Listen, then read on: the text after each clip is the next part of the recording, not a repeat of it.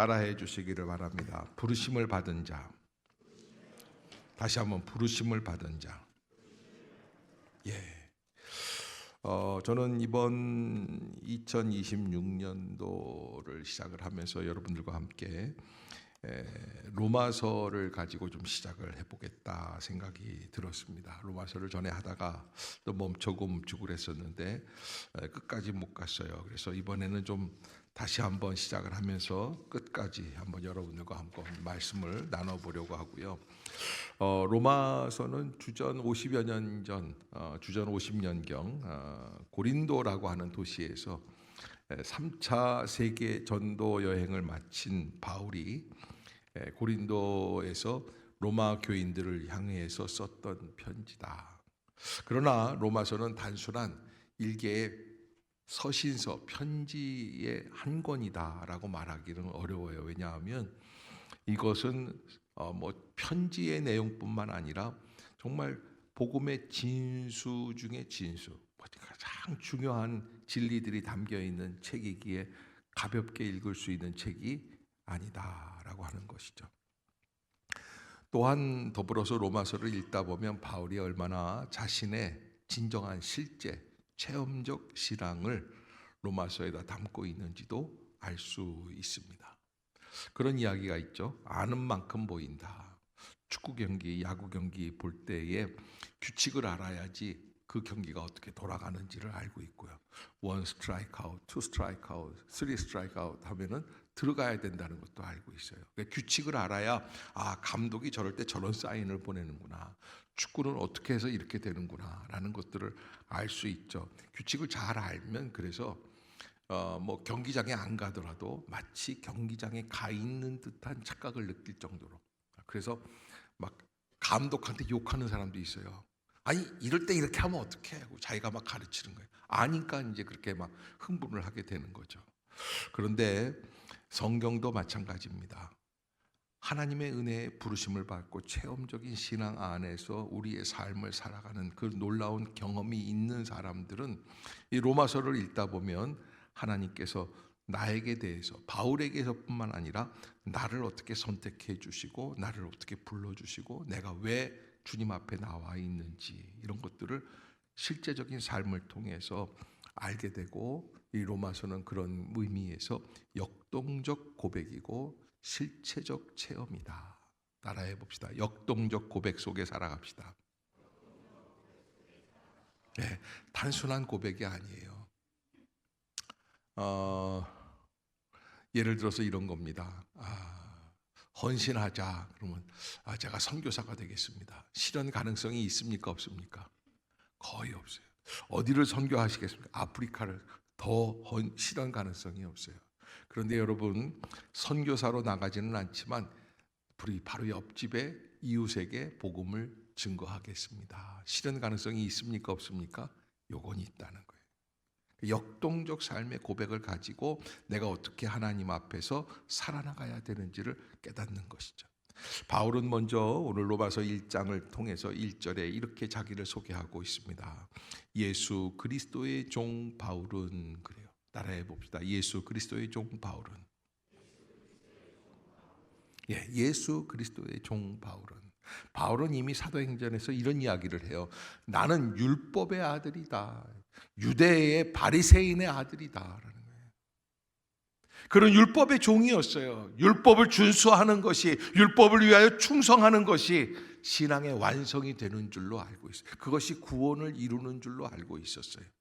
그런데 예수님을 만난다라는 것, 예수님의 부르심을 받는다는 것, 구원을 얻는다는 게 뭐예요? 나의 정체성이 변화되는 거예요. 내가 생각이 바뀌는 것이죠. 그는 이제는 율법의 종이 아니에요. 율법의 아들이 아니에요. 예수 그리스도의 종으로서 자신을 소개하고 있는 것이죠. 그러기에 나의 인생관, 나의 인생의 목표가 예수 아래서 나는 얼만큼 바뀌었는가. 특별히 또 여러분 새해를 시작하면서 이렇게 한번 물어봤으면 좋겠습니다. 나는 누구의 종인가? 누구의 부르심을 기다리고 있는가? 누구의 소유물인가? 아멘. 아멘. 따라해 봅시다. 나는 누구의 종입니까? 여러분 전에 제가 잘 아는 어느 장로님이 우리 교회는 아니에요. 제주도에 있을 때인데 이렇게 복도를 이렇게 걸어가는데 장로님이 옆에 오셔서 친하게 지내니까 뭐라고 그러냐면 저한테 아이고 목사님들은 놀리느라고 얘기하시는 거예요. 주의 종이라고 그러더라고요. 아 그렇죠. 우리는 아들인데.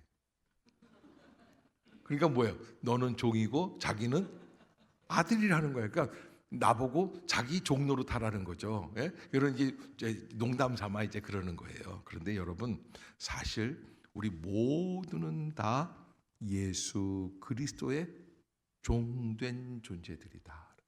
아멘. 옆에 사람 쳐다보세요. 너나 나나 다 종입니다. 아멘. 그거를 알아야지 돼요. 그러면 어떻게 해야지 돼요? 무엇을 위해 살아가야 하는가? 이게 정해져요.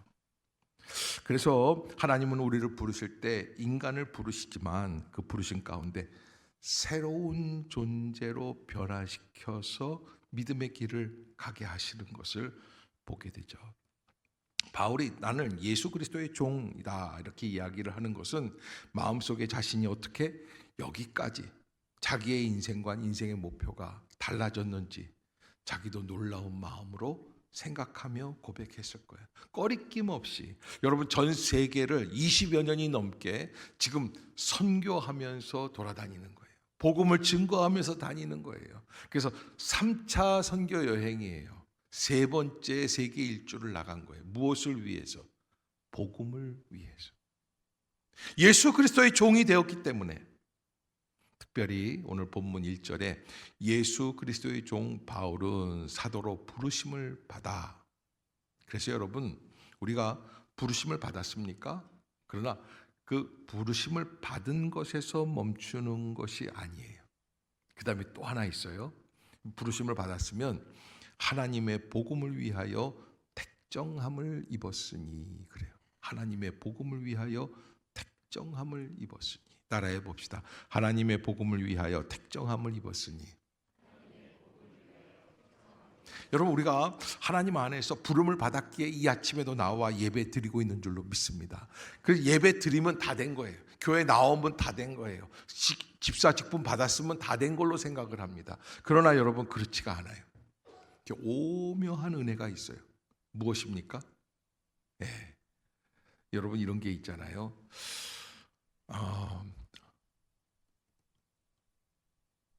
아들아이가 누워서 자고 있는데 그 모습이 누구랑 똑같아요? 내가 자고 있는 모습이랑 똑같다. 그때 뿌듯합니까? 안 뿌듯합니까? 남자들은요 그런 거 보면 뿌듯해요.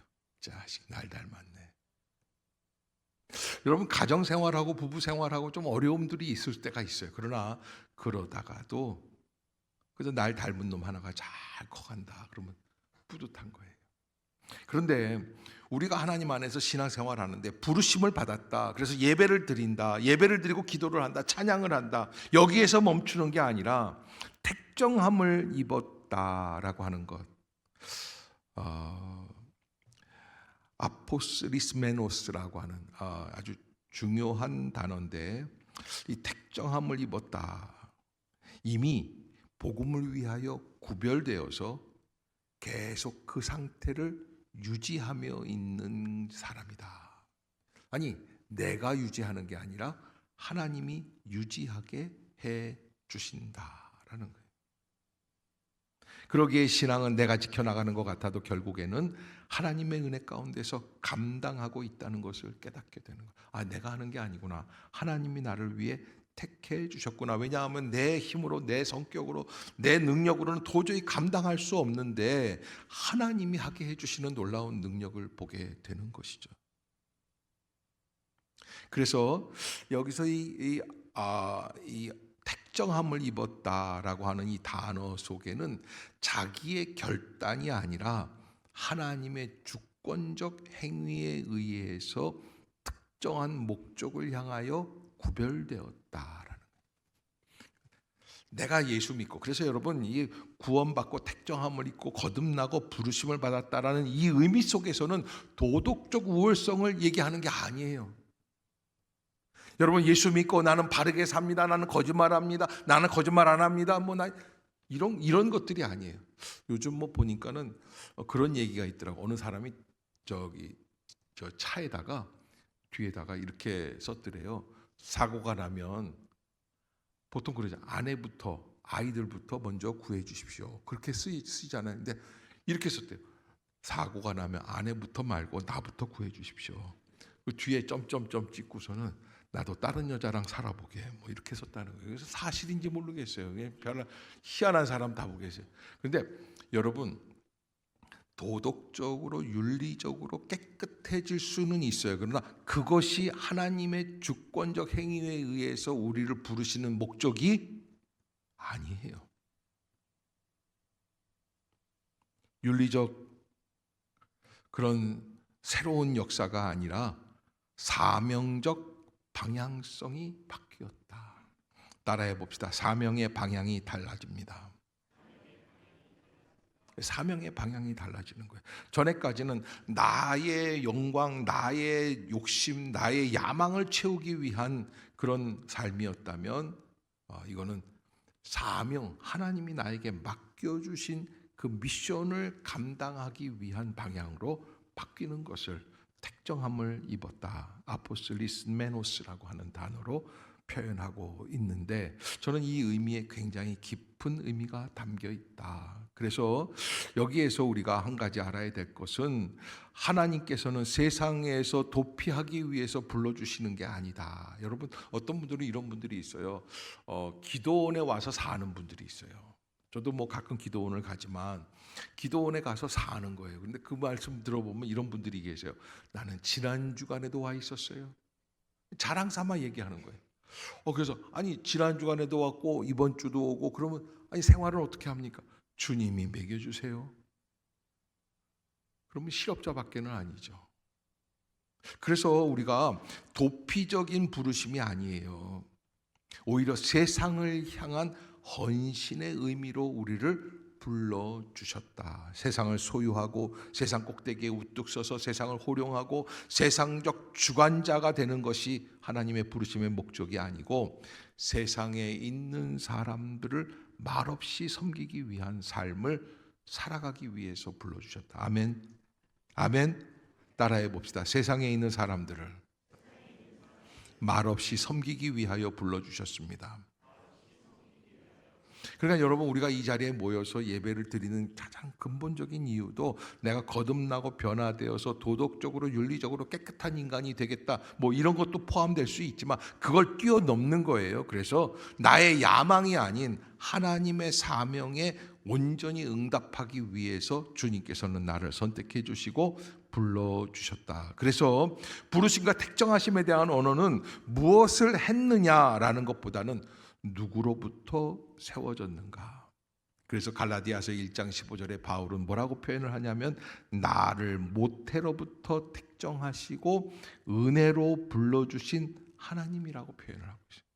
나를 모태로부터 택정하시고 은혜로 불러주신 하나님, 마귀가 아니에요. 사탄이 아니에요. 대통령이 아니에요. 세상이 아니에요. 사람이 아니에요. 하나님이 나를 모태로부터 택정하시고 은혜로 불러주신 분이심을 깨닫는 것이죠. 그래서 바리새인으로 구별되었던 바울은 이제는 은혜 중심에 하나님의 은혜, 하나님의 부르심 앞에서 충성하게 된다. 그래서 세상과 다른 것이 아니라 하나님의 목적을 향해 준비된 존재가 되었다. 따라해 봅시다. 하나님의 목적을 향해 준비된 존재가 되었습니다. 아멘. 여러분, 제가 부르심을 받아서 부르심만 받고 그냥 와서 껍질 모양으로 와서 앉아 있다가 가는 사람이 되지 말자 말씀을 드렸는데 그 이유가 있습니다. 제가 참 어처구니 없었던 경우가 있었는데 부산에서 목회할 때인데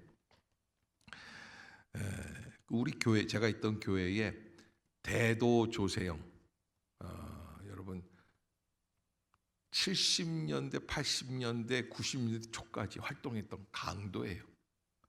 근데 이 강도가 참 재밌어요. 이 사람 몇 가지 그게 있어요. 첫 번째로 물건을 훔치면 6대 4로 나눠요. 누구랑? 가난한 사람들이랑.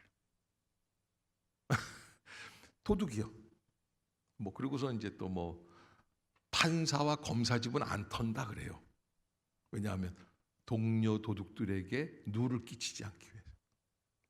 그러니까 판사 검사를 털면 이 사람들이 열받아 가지고 동료 강도들을 다 잡는다 이거지. 이렇게 되고 하여간 여러 가지가 있어요. 근데 그 중에서 이제 이 사람이 어느 장관집을 들어갔나, 장영자집을 들어갔나 이렇게 해가지고서는 물방울 다이아몬드를 훔쳤어요. 가방을 열어보니까 다 다이아몬드. 놀라는 법이 없네. 100개가 아니라 1000개가 넘는 거예요. 세상에 부자들은 그런 부자가 있었다는 거예요. 그래가지고서는 이걸 이제 했는데 그 사람이 나중에 청송교도소에서 교도소 생활하는 중에 예수님을 다시 만나게 되고 눈물을 쏟고 주님을 자신의 중심에 모시게 되고 며칠 몇 날을 울며 불며 청송교도소에서 소문이 다 나도록 소리치며 회개하고 변화되어서 거듭나는 체험을 하게 됩니다. 어느덧 모범수가 되고 많은 이들에게 신앙의 사람으로 인정을 받고 그래서 특별하게 사면을 받아가지고 교도소에서 나와가지고 그래서 제가 있던 그 부산 동네 중앙교회에 간증을 하러 온 거예요. 그러니까 세상에 목회하다 보니까는 이 도둑놈도 만나게 돼요. 간증을 하러 조세영 집사가 돼가지고서는 와가지고 목사님 제가 은혜를 받았습니다 하면서 손을 잡아주는데 제 손도 제법 크거든요. 근데 강호동이 유치원에 손잡은 것 같아요. 어마어마하게 크더라고요. 그래서 옛말에 틀린 게 없다. 손발 크면 소도둑이라고 그랬는데 아유 그렇구나 생각이 들더라고요. 이분이요 자기는 연장을 가지고 대문을 열어본 적이 없대요. 그럼 어떻게 들어갑니까? 그러면 손을 이렇게 척 잡으면 이렇게 하면 그냥 간대요. 어떻게 가는지는 상상하지 마세요. 뛰어넘는다는 거지 뭐. 그리고 자기는 이렇게 부자 동네에 이렇게 쭉 가다가 보면은 저 집은 1층에는 몇 억, 2층에는 몇 억이 침대 밑에 얼마, 카페트 밑에 얼마 견적이 딱 나온다는 거예요. 그러니까 자랑 삼아서 막 얘기를 하고 그날 이제 은혜롭게 간증 집회를 잘 마쳤는데 그로부터 한 1년이 채 안 됐을 땐가 그래요. 그때가 이제 99년도인가 하는데 이분이 이제 일본 교회에 가서 간증 집회를 하게 돼요. 근데 일본 교회 가서 간증 집회를 하는데 이 일본 사람들 바쁘니까 이제 저녁 때만 집회를 하는데 낮에는 할 일이 없거든요. 그러니까 심심하니까 나와서 동네 구경하다가 또 옛날 습관이 나온 거예요. 저 집은 1층에는 매댕, 2층에는 매댕이 있구나. 직접 들어갔어요. 그래서 들어가서 도둑질해서 그냥 잘 나왔으면 되는데 여러분 그 하나님 가만 놔두시겠어요? 걸려요. 그래서 붙잡혀요. 일본 경찰들한테 잡혔어요. 신문에 대서특별하게 대도 조세영 일본에서 종교 집회 중에 남의 집 털다가 걸려요. 여러분 예수를 믿었습니다. 예수님의 부르심을 받은 것으로 믿고 나왔습니다. 회개도 했다고 합니다. 간증까지 했습니다. 그런데 여러분 그때 우리가 꼭 잊지 말아야 될 것, 나는 그러면 어떤 존재로 살아야 되겠습니까? 라고 하는 거예요. 아직까지도 내 욕심, 내 만족, 나의 야망, 나의 미래, 나의 비전이 있다면 그것은 다시 한번 내가 누구를 위하여 부름을 받고 살아가는 존재인지를 한 번 더 묻게 되는 것이죠. 도덕적, 윤리적 순결뿐만 아니라 영적, 육적으로도 주님 앞에서 믿음에 합당한 삶을 살아갈 수 있기를 주의 이름으로 축복합니다. 바울이 주님의 종이 된 사연 속에서 이런 얘기를 해요. 이 2절을 보면 2절을 한번 읽어봅시다. 시작. 이 복음은 하나님이 선지자들을 통하여 그의 아들에 관하여 성경에 미리 약속하신 것이라. 이 복음은 유앙겔리온이라고 하는 헬라어입니다. 복음, 복된 소식입니다. 근데 이 복음이 무엇인가? 하나님께서 예수 그리스도를 이 땅에 보내주시고 예수께서 우리를 위하여 병든 자를 고치시고 눈먼 자를 눈뜨게 하여 주시고 죽은 자를 살리시고 마침내 십자가에서 죽으심으로 완성되게 해 주시고 죽으신 지 사흘 만에 다시 궁극적 부활의 생명의 존재로 다시 살아나게 해주시는 하나님의 역사가, 그래서 그 분을 믿으면 우리가 구원받는다라는 것이 복음의 내용 아니겠습니까? 이 복음은 바로 어떤 이야기꾼이 써내려간 이야기가 아니에요. 여러분, 헬라에 보면은 호메로스라는 시인이 일리아드 오디세이라는 그런 귀한 책을 씁니다. 이야기입니다. 전설을 가지고 이야기를 써내려갔어요. 그러나 복음은 이야기가 아닙니다. 하나님이 선지자들을 통하여 그의 아들에 관하여 성경에 미리 약속해 주신 것이다. 창세기, 출애굽기, 레위기, 민수기, 신명기, 모세 오경, 말라기까지 바울이 다메섹에서 만났던 한 분 예수 그리스도를 초점으로 해서 전 모든 하나님의 말씀이 어디를 향하고 있는 거예요? 예수 그리스도를 향하고 있는 것이다 라는 것을 우리에게 말씀해 주시는, 그냥 단순한 이야기가 아닙니다. 이 복음이라는 건 헛된 이야기가 아닙니다. 우리가 그토록 알고 있었던 모세 오경에 이미 하나님이 그의 아들에 관하여 성경에 미리 약속해 주신 것들이 바로 이 예수를 만나기 위한 그런 말씀들이었다라는 것을 우리에게 알게 해 주는 것입니다.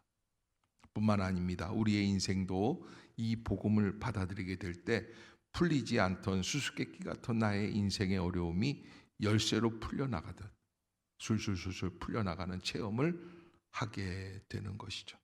억울하게 괴로움을 겪고 있던 사람이나 질병이나 여러 가지 고난을 겪었던 사람들까지도 복음을 내 심령에 받아들이게 될 때, 여러분 그런 거 있지 않습니까? 고난 속에서 나는 왜 이렇게 실패를 하지? 나는 왜 자꾸 넘어지지? 나는 왜 이런 고난 속에서 나만 괴롭고 답답하고 어려운 일들을 경험하게 될까? 근데 여러분 그 모든 문제들을 이렇게 한번 생각해 보세요. 예수님께 좀 더 가까이 나아가기 위한 고난입니다. 아멘. 지난 주간에 우리가 특별 집회를 했었습니다. 3일 동안 마지막에 탈북자 목사님 김광호 목사님 오셔서 이제 말씀을 주시는데, 그 18살 때 그 고난의 행군 시절에 북한에서 먹고 살기 위해서 중국으로 탈북을 했다가 다시 또 잡혔다가 또 다시 또 재탈북을 하고 그러는 과정에서 수없이 많은 고난을 겪게 됩니다. 이 북한의 감옥이라고 하는 것은 그저 우리가 생각하는, 그래서 이제 한국에 와서 한국 교도소를 전도하기 위해서 가봤는데 자기 부인이랑 교도소 딱 들어가니까 부인이 옆에서 와 그러더니 이렇게 얘기하더래요. 호텔이구만. 그러니까 북한의 교도소는 우리나라 교도소가 호텔인 것처럼 느끼게 하는 교도소라는 거예요. 이루 말할 수 없는 그런 어려움과 고난이 있는 그 자리에서 고난을 겪는데, 그런 고난 속에서 마침내 하나님을 만나고 영접하고 믿음의 사람이 되었죠. 몇 해 전에 튀르키예에 가서 이슬람 사람들을 만났대요. 이슬람 사람을 만나면서 그 사람들에게 마호메드는 신이 아니다, 하나님이 진정한 신이시다라는 것을 이야기해주고 예수 그리스도를 영접하고 그분의 이름을 믿기만 하면 구원. 그런데 그 사람들이 이야기를 할 때 그러더래요. 그런데 너희들이 뭐 진정한 그런 예수님의 능력을 어떻게 나타나겠느냐? 내가 고난당한 걸 봐라. 나는 이러이러한 고난 속에서 이러이러한 아픔 속에서 이렇게 주님을 만나고 이제 새 사람이 되었다. 놀라운 일은 아무리 뛰어난 선교 박사 목사님이 가셔서 전도해도 믿지 않던 이슬람 사람들 세 가정이 다 예수를 그날 믿게 되었다. 그들이 고난당한 이야기를 듣고 그 아픔 속에서 만난 예수님을 듣고, 그리고 그제서야 우리도 예수를 믿어보겠다고 영접하게 된다. 여러분, 우리가 인생을 살아가는 데 있어서 내가 겪고 있는 모든 환경의 가장 주된 원인이 어디에 있는 것이냐? 나로 말미암아 주님께 좀 더 가까이 가기 위해서. 따라해 봅시다. 사람을 의지하지 말고 주님만 바라보기를 원합니다. 그래서 히브리서 기자는 뭐라고 그러냐면 히브리서 12장에 믿음의 주요 온전케 하시는 이인 예수만을 바라보자라는 것이죠. 그래서 우리의 인생에 가장 어려웠던 순간들이 왜 이렇게 어려웠을까 생각할 때마다 우리가 결론 내릴 수 있는 것은, 이 모든 것은 예수님을 만나기 위함이에요. 예수님이 우리에게 전해주신 이 복음을 믿고 내 심령에 받아들이게 되면 나는 바로 하나님의 자녀가 되고 하나님 나라의 백성이 되는 것. 아멘. 아멘. 20세기 초 일본에서 안수를 받은 나가노라고 하는 젊은 목회자가 있었습니다. 당시 일본은 지금도 그렇지만 기독교인이 거의 없었던 상황에서 어느 곳에 가서 교회를 개척할 것인가 일본 지도를 펴놓고 나가노 목사님이 기도를 했습니다. 기도하면서 동서남북 100km 안에 한 명의 교인도 없는 곳을 찾다가 보니까 북쪽의 가나사와라는 지역에 가서 목회를 해야지 되겠다. 그래서 이 목사님, 젊은 목사님이 가족을 데리고 지역으로 가서 천막을 치고 개척교회를 시작했다고 해요. 자신의 아내와 아이들을 놓고 창립 예배를 드렸는데 한 달이 지나고 두 달이 지나고 6개월이 지났는데 여러분 아무도 안 오는 거예요. 여러분 같으면 어떻게 하시겠어요? 괜히 믿었나? 괜히 나왔나? 괜히 가나사와라는 지역으로 왔을까? 하나님 뜻이 아닌가? 뭐 이런 여러 가지 일들이 있을 텐데 나가노 목사는 자리를 옮기지 않고 무려 5년을 그 자리에서 버텼다는 거예요.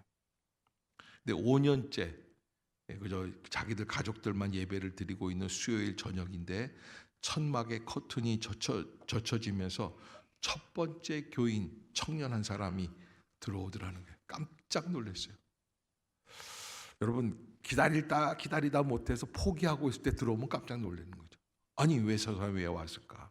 설교가 끝난 뒤에 그 청년을 데리고 식탁에 들어가서 저녁을 대접을 하게 됩니다. 그런데 식사 도중에 이 청년이 기침을 하더니 우욱 하면서 피를 한바탕 쏟아내는 거예요.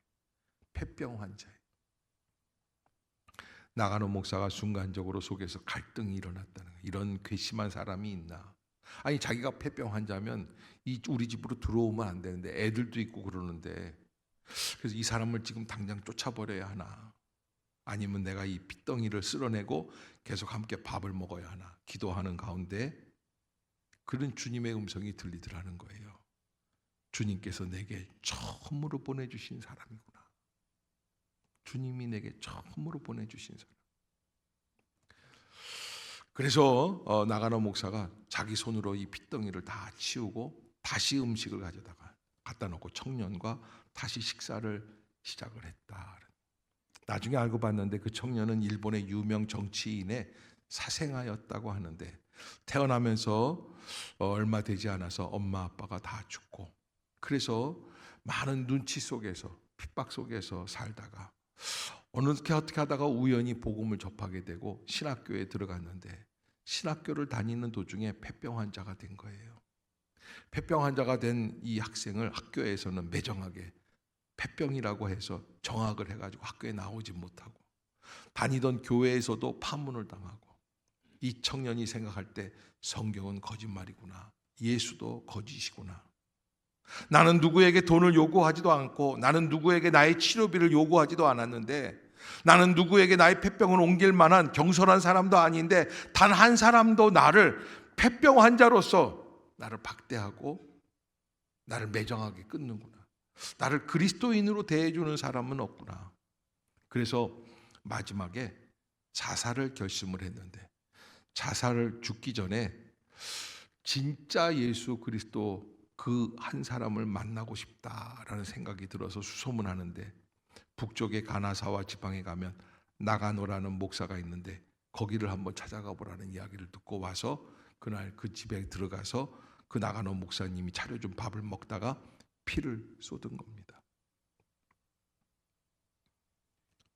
그 순간 이 청년이 다시 주님을 영접하게 됩니다. 역시 주님이 살아계시는구나. 그리고 나가노 목사님과 더불어서 이 청년이 여러 차례 기도하는 가운데 기적과 같이 청년의 폐병이 씻은 듯이 나았다고 합니다. 이 청년은 신학교를 졸업한 뒤에 유명한 목회자가 되어서 전 세계 사람들에게 정말 존경을 받는 목회자가 되고, 가가와 도요이코, 지난번에 제가 나이아가라 폭포의 주인 아들이라고 소개했던 그분이 있지 않습니까? 예, 그분이 돼요.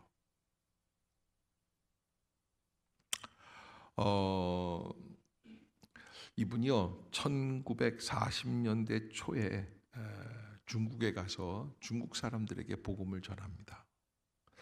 사실 일본이 중국을 장악하고 중국을 핍박하고 있는 가운데서 일본 목사가 와서 복음을 전한다는 것은 맞지 않습니다. 그래도 중국에 있는 빈민 지역에 가서 그들을 또 가서 섬기면서 그러는데, 그러는 가운데 소문이 나서 당시 중국의 장개석 총통의 부인인 송미령 여사가 예수 믿는 사람이었는데, 그 가가와 도요이코 목사님의 얘기를 듣고 감동이 있어서 그 도요이코 목사님을 모셔다가 은혜를 받고 성경 공부를 하는 중에 새로운 눈이 열렸다. 1945년 일본이 패망했는데 일본 군대와 함께 민간인들이 철수를 하는데, 일본이 점령하고 있던 지역에서 민간인들이 철수할 때 현지인들로부터 테러를 당하는 일들이 참 많이 있었는데, 중국에 있던 일본인들은 한 사람도 다친 일이 없다는 거예요. 무려 200만 명이나 일본 사람들이 있었는데 한 사람도 테러를 당하지 않았다. 왜? 가가와 도요이코 목사님을 존경하는 뜻에서 장개석 총독이 모든 국민들에게 명령을 내렸다는 거예요. 철수하는 일본 사람들에게 해를 가하는 자는 중형에 처한다. 여러분, 나가노 목사님이 한 달, 두 달, 석 달, 넉 달, 다섯 달, 여섯 달 늘 그저 가족들만 데리고 예배를 드리는 그 마음을 우리가 어찌 다 헤아릴 수 있겠어요? 5년을 그렇게 있다가 겨우 찾아온 청년 하나가 어떤 사람이에요? 폐병에 걸려 죽어가는 사람. 하나님이 원망스럽지 않겠어요? 좀 멋진 믿음의 사람, 지성인을 보내주시든지 돈 많은 부자를 보내주시든지 그러면 훨씬 더 나았을 텐데, 그게 아니라 다 죽어가는 청년 한 사람을 보내놓고, 그러나 하나님의 뜻은 그 사람을 통하여서 가가와 도요이코라고 하는 새로운 목회자를 만들어가게 하시는 하나님의 깊은 섭리가 있는 것이죠. 바울은 복음을 이야기하면서 바로 그런 놀라운 은혜를 체험하게 됩니다. 그의 아들에 관하여 말하면 육신으로는 다윗의 혈통으로 나셨지만 성결의 영으로는 죽은 자들 가운데서 부활하시고 능력으로 하나님의 아들로 선포되어 주셨으니 그 우리 주 예수 그리스도시라. 그로 말미암아, 누구로 말미암아? 그 예수로 말미암아 우리가 은혜와 사도의 직분을 받아 그의 이름을 위하여 모든 이방인 중에서 믿어 어떻게 하게 되었다 그럽니까? 순종하게 되었다. 우리의 믿음의 방향이 어디에 있습니까? 최종적으로 결론은 하나님의 말씀 주신 환경에 순종하기 위함입니다. 때려 엎으라는 것이 아닙니다. 바꾸라는 것이 아닙니다. 여러분, 우리가 창세기를 읽다 보면 노아가 방주를 타고 일가족과 수천 수만 마리의 동물들과 함께 이렇게 나가는 걸 봅니다. 그러나 방주가 큰 배입니다. 축구장이 한 3개 있을 정도로 큰 배인데, 그 큰 배에 가장 중요한 거는 동력이 없어요.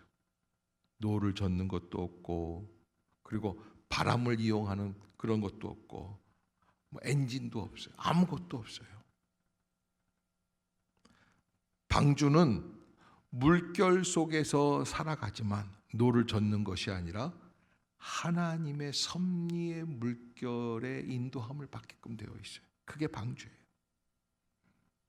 모세가 어린 아기 때 아이를 숨겨두었다가 갈대상자에 엮어서 떠나보내려고 하는 그 부모님들, 그때 나일강에 갈대상자, 그 떼베라고 하는 방주와 같은 단어예요. 그 상자를 보냅니다. 나일강이 어떤 강입니까? 악어가 우글거리는 위험한 지역입니다. 물살이 언제 아기를 뒤덮을지 모르는 그런 자리, 그 미지의 길을 어떻게 합니까? 엄마와 아빠가 하나님께 의지하고 기도하고 맡기는 거예요. 여러분, 믿음이 깊어지면 깊어질수록 우리가 어떠한 믿음으로 나아가야 합니까? 내 고집대로 이루려고 하는 믿음이 아니라 하나님께 맡기는 믿음이에요. 옆에 사람 보세요. 보세요. 얘기하세요. 하나님이 나에게 맡기신 사람입니다. 한 번 더 보세요. 내가 순종하겠습니다. 예. 여러분, 우리는요, 살다가 보면은요, 하나님의 뜻도 뜻이지만 옆에 있는 사람의 말에도 순종하기가 어려워요. 발끈합니다. 감정 싸움을 갖습니다. 속에서 계산을 합니다. 그리고 확 뒤집어 엎어야겠다, 끊어내야겠다, 못 살겠다, 바꿔보자, 그런 마음들이 있어요. 그러나 바울이 우리에게 가르쳐주고 있는 가장 중요한 복음의 핵심은 그의 이름을 위하여 모든 이방인 중에서 믿어 순종하게 하신다라는 거예요. 결국에는 마침내 하나님의 뜻에 순종하는 거예요. 순종하자니까 아멘이 아무도 없고 너나 해라 그러는 거예요. 따라해 봅시다. 이방인 중에서 믿어 순종하게 하나니. 아멘. 결국에는 올 한 해 우리가 하나님의 뜻에 순종할 수 있는 믿음의 성도들이 다 될 수 있기를 주의 이름으로 축복합니다. 그것을 깨닫는 것이죠. 아, 하나님이 나를 이 자리에 세우기 위해서 나를 선택해서 불러주셨구나 라고 하는 그런 귀한 믿음을 가지고 승리하는 믿음의 성도들이 다 될 수 있기를 주의 이름으로 축복합니다. 기도하겠습니다.